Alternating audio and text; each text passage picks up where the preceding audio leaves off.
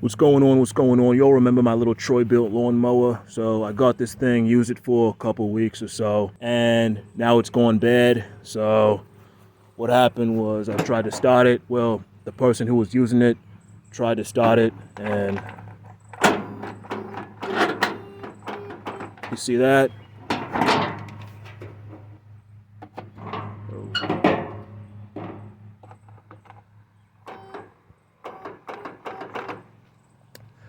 So what I did, of course, checked the battery. Battery was good, tested okay. I changed out the starter solenoid. I actually ordered a new one. Changed that in, no difference at all. I checked all the connections, sanded down all the grounds, connections, all of that stuff. No difference at all. It was still doing the same thing. Ended up pulling off the starter and then testing the starter by itself with a jump pack. It tested okay. So after that, I started doing some research, and it turns out the compression release is broken. So that's what it's looking like. Every time I try to turn the engine, sometimes I can turn it and sometimes I can't, as of recently, because the compression release mechanism thing with the spring, it broke off in there and it got stuck in between the gears. So it's not able to turn anymore. So basically I got to take this engine apart. We got to do this roaches to wrenches style as cheaply as possible. So let's do it.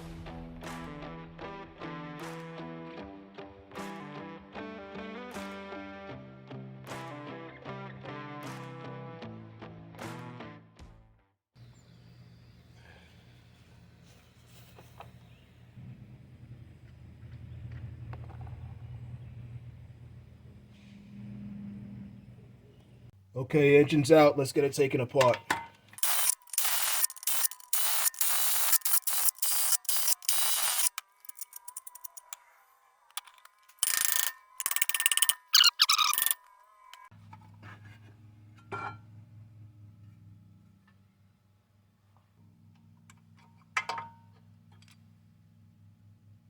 All right, folks, I got the engine took apart.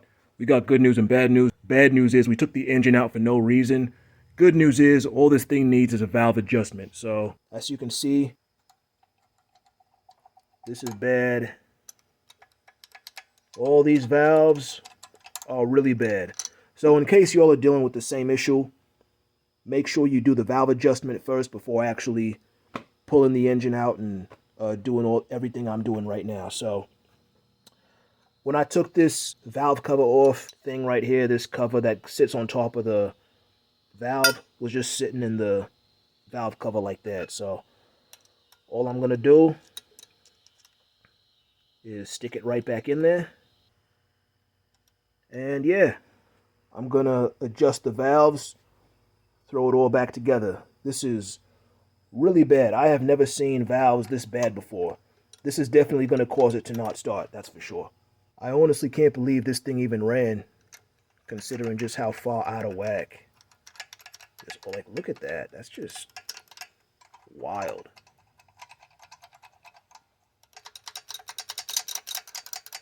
I was so sure the compression release was broken.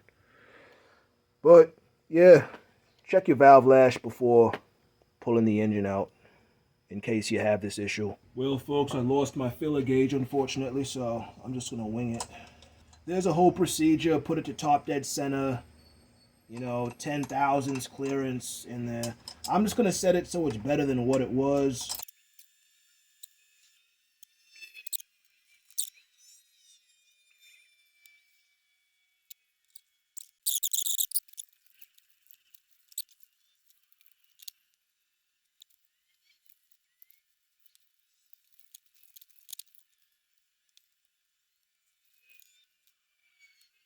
I got the engine ready to go back in. In the meantime, I'm replacing the belts while the engine's out. So the belts, old belts, are really bad. So you can see this one right here, completely shredded. This one also, completely shredded. And look at the brand new one. It's actually like the old one was so worn out that the actual length of the new belt is like almost looks smaller. So I'm gonna throw it in. We'll see how it all works out. All right, folks, to make a long story short, I'm at a point in my life right now where I just don't have time.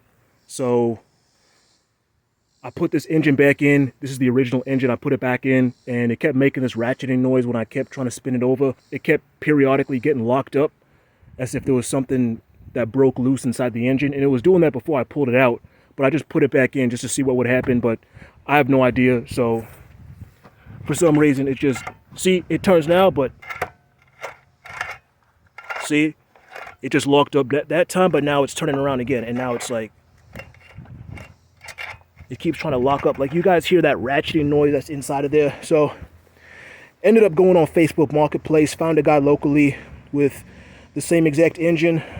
It was fully complete with the cover, carburetor, everything. So I have all that. That's the carburetor that came on the new engine. So I have that there for spare, and I have this engine just in case I want to take it apart later, you know, see what's inside. But I probably won't because I don't have time, so I might end up just scrapping it, but that's beside the point.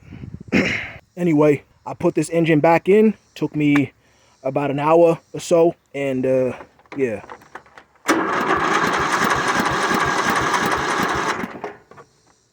Hold on.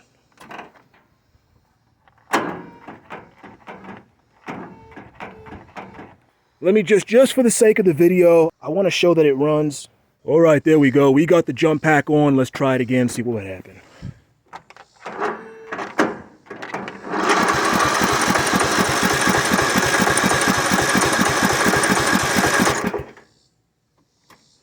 Choke.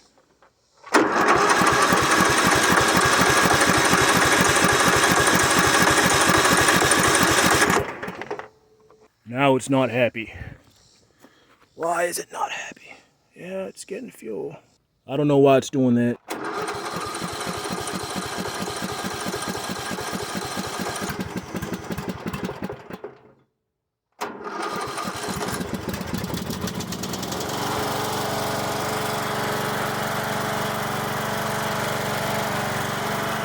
Got flooded.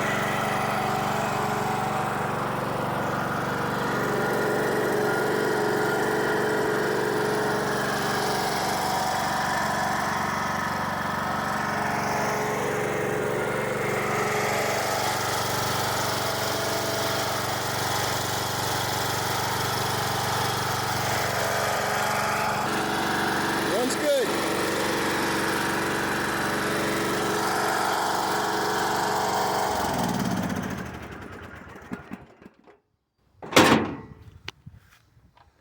All right, I don't know why the carburetor flooded, but that is a small problem that I will deal with later.